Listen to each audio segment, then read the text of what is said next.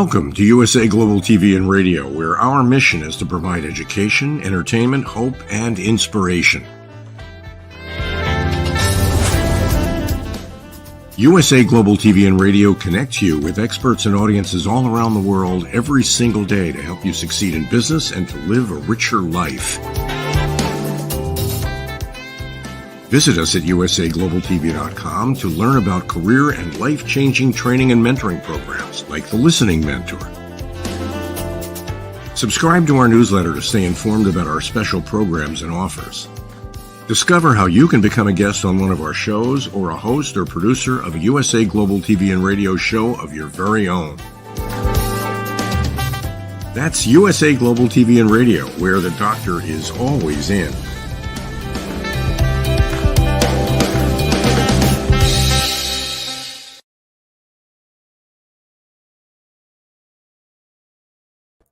Hello, everyone, and welcome to USA Global TV and Radio, where we provide world-class education, entertainment, hope, and inspiration. I'm Dr. Jacqueline Kerbeck, and it's my pleasure to be here today on the Corner Bookstore. This show has been one of our most popular since we started, where we recognize and embrace authors and publicists and publishers from around the world. Today, we have a very special guest who actually just joined our team. I couldn't be more excited. Her name is Kendra Q. Dodd, and she is actually an elevated listener on our team. She's a development strategist, and she's also an expert when it comes to organizational effectiveness. She's a professional facilitator, and she's also an author, which is why I guess she's here today. So let's welcome Kendra Q. Dodd to the show. Hello, Kendra. Hello. So glad to be here. Thank you for having me.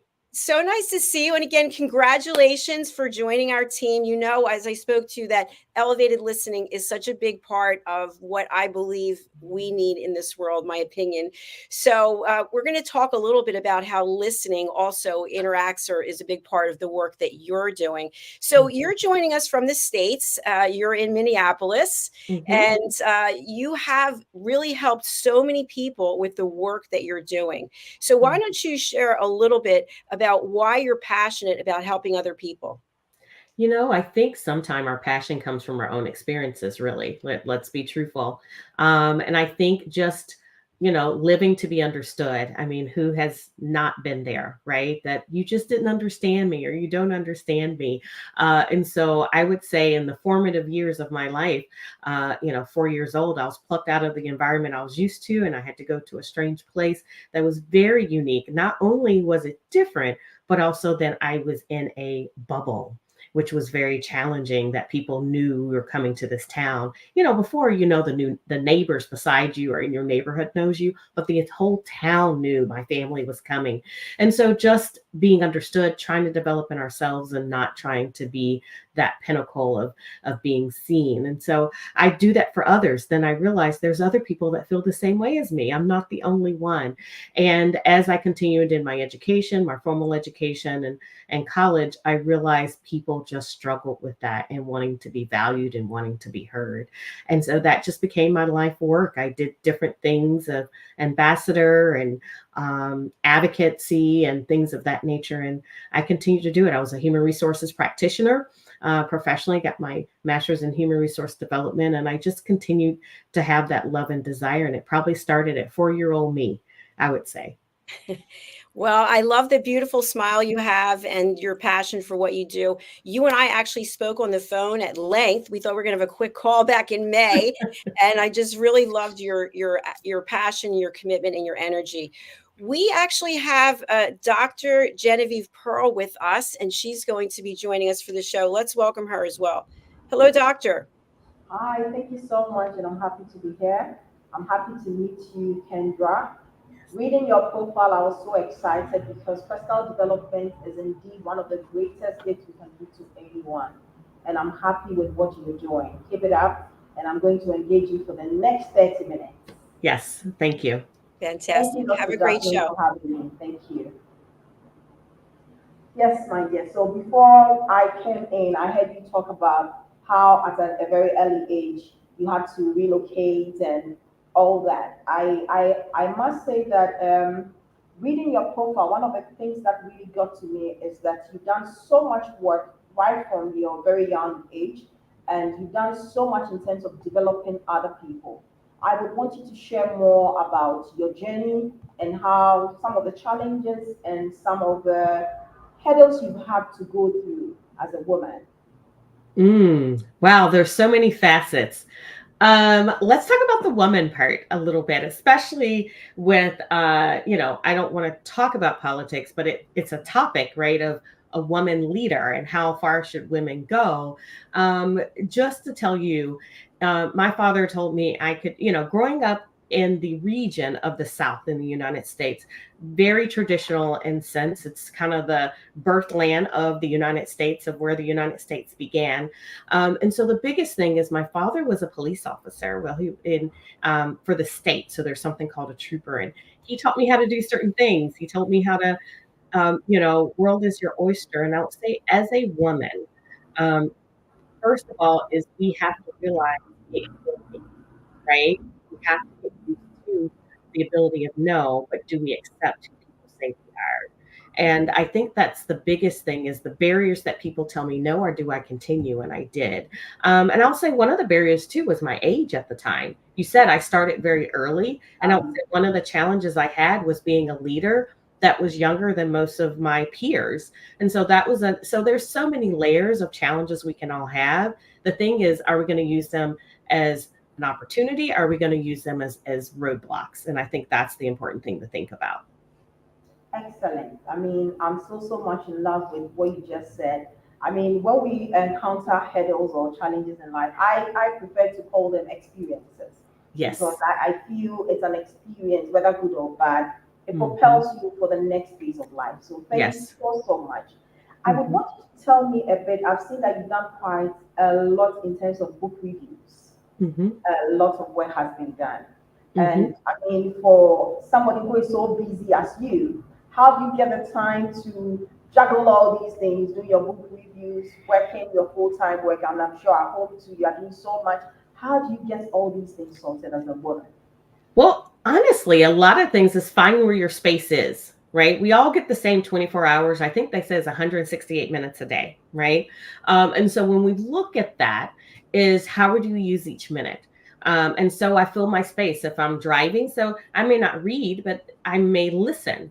Now, if I really like the book I'm listening to, then I'll purchase the book and then I'll use it as a reference. I'm one of those book readers, and my book is written that way that you can write in it, you can highlight it if you don't mind doing that. I love doing that because I'm engaging with the book.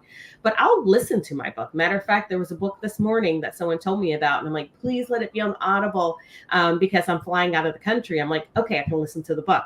And so that I'll get that whole book done on that flight. So there's different ways there's always a will, there's a way. Goes back to, are you going to let that limit you, or going to find other opportunities in doing it or not? And so that's how I kind of get my reading into, is listening to the reading. Excellent. So audiobooks, more like, right? Mm-hmm. We are Yes. so much into audiobooks because it allows Yes. you to read so much in a bit. You are able to do so much. Yes. Yes. Once there is a way, that's what I'm taking. Once there Yes. is a way, Yes. once there is a will, there is a way. That We is. definitely have to find ways and means to get it done, no matter the obstacles or challenges. Yes. Excellent. Yes. Excellent. Great. So, Mhm. looking at how your journey has been, I would want to find out, you're an HR expert to all, I mean, like to a large extent, with all I've seen you do, you are an HR expert. Now we Mhm. say we are in the world where human resource has always been a very valuable asset to all organizations. But most times you realize that there is this little bit of, should I call it a conflict, where people don't feel valued in organizations. They feel that they are just being used to get what has to be done and just give them money. But I think we've transitioned over time, and now talent is some of the key things, or human capital is one of the key areas to which any organization can thrive. I want you to highlight a bit, since you're an expert in this field, I want you to highlight a bit to us. What are some of the ways that as leaders we can get our organizations to get the best out of our talent? Mhm. I think the best thing is to actually, the first thing is people want to feel valued and recognized. Now, you can't recognize people all in the same way. So having actually personal, direct relationships with each one. Now, you're like, how can I do that as an organization? Well, it depends on the leadership of that span of leaders that they have. So from listening sessions to focus groups, a focus group is a small group of people, and say, we're going to talk about this topic, or I want to listen to what you have to say. And then you actually let them listen in those open forums. You can even do anonymous surveys where people can feel safe to actually speak their mind, that they're not connected, that it, would hinder their career. So those are just some tips, like from focus groups to surveys to anonymous ways, finding a way that they can say their voice without it feeling like it's detrimental. But I think the most important thing is asking. A lot of times they don't ask, and that's where the problem lies. So we should engage more. We should engage more with our talent. Yes, We should engage yes, more with our staff. We should engage more as leaders with our yes. team. Mm-hmm. Let them feel appreciated. Let them know that they Yes. mean more than just getting the work done to us Yes. as an organization. Yes. Excellent. And especially if they're getting the work done, doctor, that they're asking, what do you think is the best way to get the work done? Because they're doing the work, right? So really asking, not only telling them how to do the work. Okay, now that you've done the work, can you tell me, is there a better way that's more efficient in doing the work? How would you think you can assess in that? So that's that engagement of communication that I'm talking about. Excellent. And I love the bit where you said that, we are all the same. So the way you handle employee A, you cannot handle the same, you cannot use the same way to handle employee B. Yes. And most times when we are able to identify how to handle each and every team member, I think it goes a long way to help us as leaders as well. Yes, Excellent. absolutely. Absolutely. Excellent. Do you have any projects that you're working on currently that you would love us to know? There's private projects that I'm doing with different companies that I'm working on. Actually, I'm this is probably the first, right, that I'm telling people. It's not a secret, and maybe they'll hold me accountable. I'm already thinking about writing my next book on change management. So that is the next that I'm thinking about what to do. And first things first, and how I'm going to navigate through that. So that's what I'm thinking about. Thinking about change. It's going faster at a faster rate nowadays, and then how to manage through it. Thank you so much. I also saw some highlights like, and you've done quite a lot of work with stress management, team management. I want to focus a bit more on stress management because stress has become more like a cliche. We all use it. We are stressed, we are stressed, we're stressed. But how have you managed stress in time past, and how are you still managing stress? Because we all encounter stress at one level of our lives or the other. I think the first thing is there's this ideal or this ideology that stress should not exist or that it should be eliminated. Actually, stress is not bad. Stress is good. Stress creates a certain hormone level for us to anticipate, to do more. It can protect. It can cause us to motivate, right? That feeling you feel when you get anxious to get on stage, if you're scared of speaking on stage, it's that energy that gets you to perform better if you're an athlete. So stress itself is not bad. And I think that's the disclaimer. Like you said, it's used all the time. It's when it becomes distress where it becomes overwhelming. And so learning to know and how to self-regulate is what makes that important. And so that's what I think the first thing is that, oh, I'm feeling anxious. Oh, that's a good thing. It's how you manage it. And so how do I manage it is first of how I look at life, that nothing is a failure. If it doesn't go the way I planned, doesn't mean I failed it. It means there's a learning from it so I can grow from that opportunity. Excellent. Nothing is a failure. This is a sweet quote by Kendra, Dodd. So we picked this quote from you. Nothing is a failure, and I perfectly agree. It's how you navigate it, how you see it, and how you attend to it. That's what makes it good or bad. But if I may ask, I would love to distress. I always cite the example of how come I had this low haircut. That I realized that anytime I go to the washroom and the bathroom specifically, and I have to try and prevent water from entering my hair, it stresses me. But then the moment I took off my hair, I realized that I'm able to even think more. I've written quite a number of books, and I always say I started it from my washroom, because once the water drops on my hair or on my head, I'm able to think and think faster and better. So what I might experience in terms of trying to distress, some of the techniques I use is water therapy. Mine is to do water therapy a lot, which helps me in distressing. Mine can also be sleeping. Sometimes I just want to sleep and forget everything. What is yours? Share maybe 2 or 3 of how you distress was. I think water, I love water therapy. That's good. I'm not in it, but I love seeing water. I think that's a good one. But honestly, the best distress for me is how I start my day. If I do not start my day of quiet time, dedication, journaling, then and sitting in the quiet. So I'm a very early riser. I usually will wake at like 4 or 5 in the morning, and having that time to assess who I am, what my intentions are for the day, really helps plan myself and solidify myself and how the day is going to be. Because if not, then the world will always tell you what you should be or shouldn't be. And so if I center myself every day to prepare for the day, that helps distress me greatly. Excellent. So it means that it's important for us to plan our day. Yes. Very, very key. Yes. You have to know what you want to do in a particular day. Maybe 2 or 3 things that you set out to do, like your target. And then at the end of the day, you check and see if you were able to achieve them or not. Right. I would say if you're not able to achieve them, you just have to go back and re-strategize.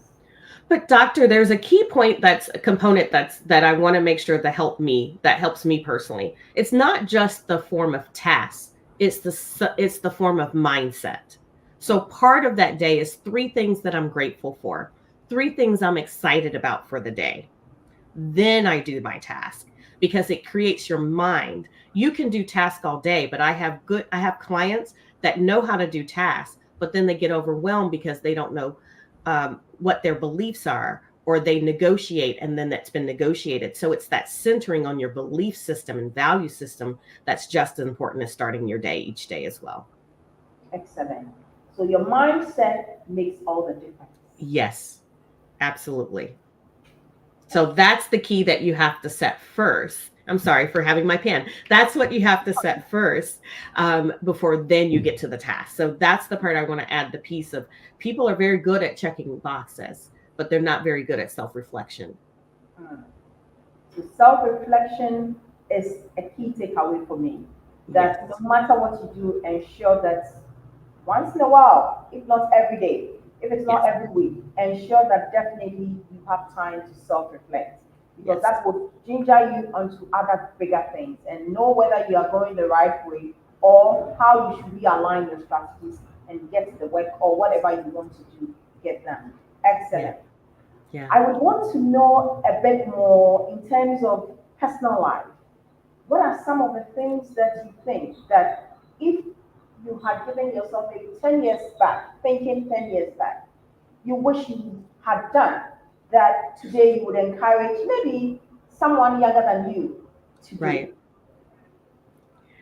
I'm laughing because talking about my personal life is, so I'm more senior, right, in my years. I'm closer to the other half of my life than the back end of where I have. And so I have a child that is in the university, and he's finishing the university this year. I have a daughter that's finishing the highest of grade school before she goes into the university. And then 9 years ago yesterday, my life gave me, I have a child that's 9 as of yesterday. His birthday was yesterday. And so part of that, and when you say planning, like if I was to go back to my 10-year-old self, I was pregnant, or I didn't know I was going to be. And I think the biggest thing that I'm laughing with that is that life will give you curveballs. Things don't go the way you plan, and learn to pivot. So if I was to tell my 10-year-old self before I knew I was going to get pregnant in my 40s, I will tell myself, everything's okay, just pivot, and everything happens the way it's supposed to. Perfect. So that's what I think about. Perfect. Because for me, I think life there are no mistakes, I don't see them as mistakes. I see them, like I said, I see them as experiences, and your Yes. experience can propel you to do other greater things later in life. And Yes. so I am very happy with that. Thank you so much. Yeah. Are you currently mentoring any young ladies aside your children? Are you having any succession plan in terms of how you are developing other young people to take up from where you would at a point end? Because definitely at a point you will need to focus on other things in life and relax a bit more with all the hard work that you're doing today. Oh, yes, I was working with an organization where I was a lead advisor. I did that for 3 years. And so that's a good question. Now I'm thinking of what is the new avenue. I set a foundation of building them and where there's next. So I have a friend, and that's where I'm going out of the country. She's working on some things, of some platforms, but it's something that I truly, truly believe in and what you can do. But I did that for 3 years, and with the platform, it was young men and women. And so now I'm trying to think of a new avenue, with new partnerships. So I'm actually working on that in the next 3.5 weeks. I ask because I think as leaders, with all the great works that you've done, what I have read about you, it will be so beautiful to have it replicated in other people. So that when you are a bit tired and you want to take it easy with life and relax a bit more, you still be working, but Yes. not too actively. Other people can still hold the mantle and get the work done for us. And I think that is the impact that we are all praying to have in this life. So I am happy to hear that. And I think as for collaboration, I always say that now the world has become a very small village. And so wherever you find yourself in the world, if you Mhm. find other people in other parts of the world doing similar things and it resonates with you, you can always collaborate and do great things. So thank you for sharing that. And I'm happy to actually hear that you are an elevated listener, because with that listening skill, and the job that you've done so far over the years, HR, you can really impact so much more in a lot of younger people, and I'm sure we would have a beautiful world together. Mhm. I would also now ask you one beautiful question. Yes. I just want to find out if you have the opportunity to change anything in this world of ours, what would it be? Okay. What would it be?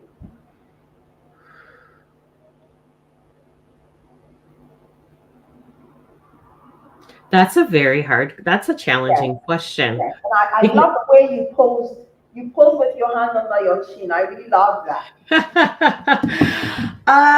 Let's see. I would, my initial response would be nothing to a certain degree, because it's that concept of failure. I don't know if you've heard of anything called the butterfly effect. Have you heard of that before, doctor? The butterfly, The butterfly effect. yes, the butterfly effect. Yes. So it makes me ponder, because I do believe if whatever change that I do could change whatever the past was before. And that's what the butterfly effect is. I would say, if any, kind of going back to the being an expert listener, right? And being part of the team now, is that people have the ability to listen to understand. If I was to, to be an elevated listener, it really would be that. If people learned how to listen effectively, the world would be such a better place. So I would say that would be it. It would be the ability for people to listen to understand and elevate their listening skills. Excellent. And that's one good thing that Dr. Jacqueline, I call her the chief servant of listening skills. So Mhm. that is what she does, and she does it so beautifully. Yes. So I would encourage more people, like I always do, to also take that course. And I'm happy you also mentioned that that is one thing that you would love to do if you have the opportunity to change the world. Yes. Excellent. Mhm. Excellent. I have this phrase I often use and say that, there has been a narrative that women are our own enemies. But Mhm. I have always stood against that narrative to say that I don't want to accept it. I want to find out what is your thought on this before I chip it in, why I don't accept that narrative. I think honestly, anything can be their own worst enemy. I think ourselves can be our own worst enemy. But if anything that you believe in, where your energy flows, your focus goes. So if I focus all my energy on women are not, guess what I'm going to see in my life is women are not. But if I focus on the amazing partnerships, the support that women do, I'm going to see more of that, and it's going to yield more fruit of that and energy of that. And so that is what I think is very important is, could you find that statement to be true? That women are? Absolutely. Because then that's what your focus is. But if you focus on the thing in which you believe, you'll see more of that. And then it will produce more of that, of what you believe. I love the way you took it, the angle you took it from. So it's all about mindset. Whatever you accept is what will be. Yes. Excellent. I asked this question because I have a follow-up question. In Yes. your role as an HR, and you work with different people, like both sexes, whatever the gender is, you realize that most times when women are in key roles, when we are in key roles of management, sometimes we've had challenges having to deal with our male counterpart. I have had the chance to work with both male and female, and I would say that both parts I have enjoyed it. Yes, one or two experiences might not be pleasant, but I want you to share a bit of your experience because there are a lot of women out there in key roles, and sometimes the challenges in handling even their own gender is a problem. As an HR expert, what are some of the maybe 2 or 3 tips that you can share with us in the event where you experience a tough time handling either a male or a female counterpart or a colleague? How do you maneuver it? How do you go around it? The first thing I say, this is something I actually talk about in my book. I call it the seed method. Well, the first thing is the seed, SEED, the seed method. So like planting a seed, right? So I call it the seed method. The first thing is to do is you have to balance your emotions, right? So if you're feeling a certain way, remember, and that's taking captive of your mind and your feelings and where you are. So the S stands for situation. What is the situation factually? What factually occurred? Not your emotions that they had an attitude, because attitude is subjective, but what truly happened? The person came in my office, they raised their voice, right? Don't say attitude, or they lowered their voice, or the person crossed their arms, or the person rolled. The more you can get to the descriptive of the facts. So that's the situation. So you assess the facts or the situation. And then the other word is E, right? The first E in seed is then experiences. Why are you feeling the way you're feeling? So you're kind of assessing how you're feeling. Why am I feeling upset? Or why do I feel like they're not supporting me, or they're hindering my opportunity or promotions, or etc. And then you go by your feelings and what that looks like and how that is. So you go by your feelings, right? And your experiences of why you're feeling this way. And then the other E is empathetic. It's kind of using that old adage of assume positive intent. You don't know what that person's experiences are. So you engage into figuring out, why would they respond that way? What is their perspective, for example? So here's an example that I'll use that's common for women. Women don't speak up a lot of times within business. So you could have a situation where you only will give advice and your point of view if you're asked. Well, if a man, they really don't ask for permission to speak. So if they're seeing a woman not speak up, your experience is, I only speak if I am asked. But their experience and being empathetic could be, she's not speaking up, so therefore she doesn't have an opinion. Do you see where I'm saying here? Exactly. And so the D has to be discuss. So then you have the conversation, you have the discussion, and it's kind of really a double D. It's to have the discussion of your experience, look at their empathy, their experience, and decide how you want to move forward in those learnings. And so that's where I call the seed method. Won't be perfect the first time. And that's why I call it seed, because it's planting the seed of better communication, better listening, elevated listening that we talked about before, to engage into a better relationship. So I think what happens if we keep it to ourselves and assume, you'll never get to planting something that's better with the other person. I love this, the seed method. Excellent. Yes. I really love it. And I'm going to go with it as well. So I'm going with 2 quick tips from you. Yes. Just wrapping up quickly. You know, when this conversation is getting so exciting, our time is and our clock is ticking. So I love everything that I've heard you say today, but I would still want you to give us a few, maybe three, four, five tips to remember you this day. That I listened to Kendra and Hmm. I went home with this, and it's going to alter my next phase of life. It's going to alter the way I think as a woman. It's going to alter the way I see things as a leader, and it's going to alter the way I impact my space. Okay. I think the first one is your voice does matter. That what you say does matter. That if you're thinking it, that you have a right to ask the questions. When people tell you you shouldn't have or shouldn't have, it's your perspective and you have a right to have that perspective. So don't let anyone tell you anything differently. That you're valuable, that you were created on this earth for a reason, and whatever you have and you're thinking is valuable. So that's the first thing I want to say, is that you're valuable. The second thing is that yes, speak up, but there's a time and place for everything. There is a song called "The Gambler." You can Google it. It's by Kenny Rogers, of knowing when to hold them, know when to fold them. And it's, if you're scriptural, there's a season and a time and place for everything.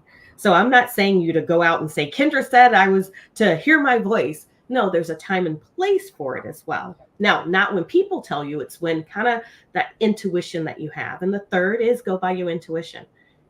Find that centering time to sit with yourself every day and every morning to know your purpose, your value, what you're excited about in life. Journal, I think, is very important, and what you're grateful for in life. So that grounds you, and I'm grateful, but also talk about what can make life exciting and like helps with distress, depression, the things that we've talked about, the D words, and maximize those in a healthy way. So those are my top 3 tips that I would say for someone to remember me by. I'm so, so, so, so excited. Thank you so much. I mean, Yes. Kendra, I must say that we've all had our journeys in life up to now.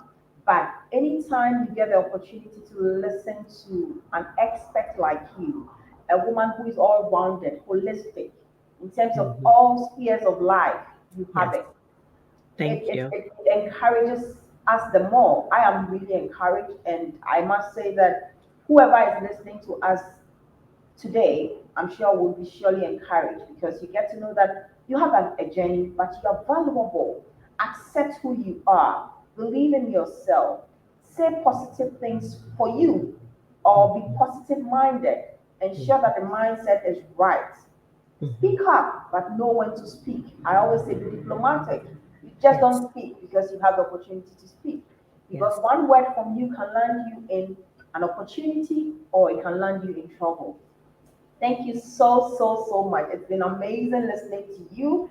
And I'm believing that there is so much more that we can still connect to as leaders, as women. And as an elevated listener, I'm sure that there is so much ahead of you from this day. Do feel free to come back to the show anytime. There are so many shows that we have aside the Corner Book Shop, and Yes. there are so many more opportunities for all of us to learn. It's been Mhm. amazing listening to you. It's been amazing interviewing you. And I must say that I am privileged and I really appreciate it. Thank you so much. And I will leave you at this point. But before I let you go, I want you to share, is there anything that we should know happening soon? If we need to get in touch with you, your website, your social media handles, can it be shared with us so that we can follow up and get in touch with Kendra and what she does? Yes, no, I would love to keep in touch with individuals. So if people want to find me, how do they find me? On LinkedIn, it's kendraqdodd.com, or my business is Fulfilled to Be LLC, so they can find me there. They can find me on Instagram at Kendra Q. Dodd as well, and then on Facebook as Kendra Q. Dodd. I think the best way, starting, if you are a LinkedIn account, if you're starting on Fridays, I'll have Focus Fridays with tips, tools, and techniques where they can see how can I become better, a better person, and the way I want to live my life. So those are different ways in which they can find me as well. Excellent. I love this. If you want to be a better person, please look no further. Get in touch with Kendra and get to learn more. Get in touch with her and learn more about how to be a better person. Thank you so much, Kendra. It's been amazing having you on the show and have a good day. Thank you. you are still watching us, please help us to reach our target. We are still working so hard. As of today, we are on 4407. And it's been amazing because you keep subscribing. Please keep subscribing and sharing to other friends and family members to subscribe so that we can reach our 100,000 target. Thank you so much. It's been amazing having you today at the Bookstore, sorry. It's been your regular host every third Thursday, Dr. Genevieve from Ghana. And I'm happy you've been part of our show today. Thank you. This program has been brought to you in part by Zane Carson Carruth, etiquette and protocol expert, international award-winning author, television show host, and philanthropist. Thank you to Zane, our official diamond sponsor for USA Global TV and Radio in partnership with E360 TV. Zane is the author of The World's First Tooth Fairy Ever, as well as many other children's books. She's also the television host of Elegance, Polished Demeanor, and Posh Living, seen on USA Global TV and Radio.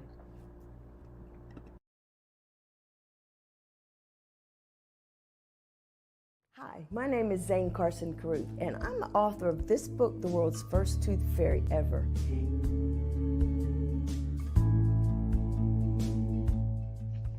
Reading is magic. Studies have shown that reading to your children lays the foundation for greater success in life. Reading helps develop language and vocabulary skills. It helps improve memory, and it encourages curiosity and inspires creativity. The benefits are immeasurable, and as a parent, you'll benefit too.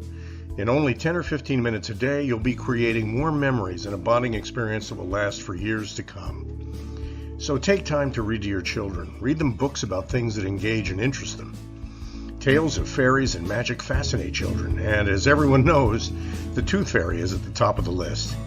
If your child loves magic, wands, adventure, and what child doesn't, you'll love reading them books from the trademarked series The World's First Tooth Fairy Ever. Follow along as Abella, the world's first tooth fairy, accidentally starts the tooth fairy tradition. Learn the tricks of being a professional tooth fairy in the book Abella Starts a Tooth Fairy School. Your child's imagination will soar as you read the adventures of Abella and her magic wand.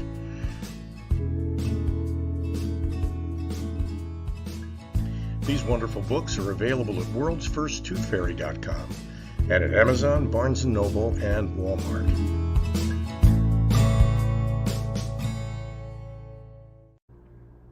To learn more about Zane, contact her through her website, zanecarruth.com. ZANECARRUTH.com. Order Zane's books and merchandise. Contact her about being a keynote speaker at your next event.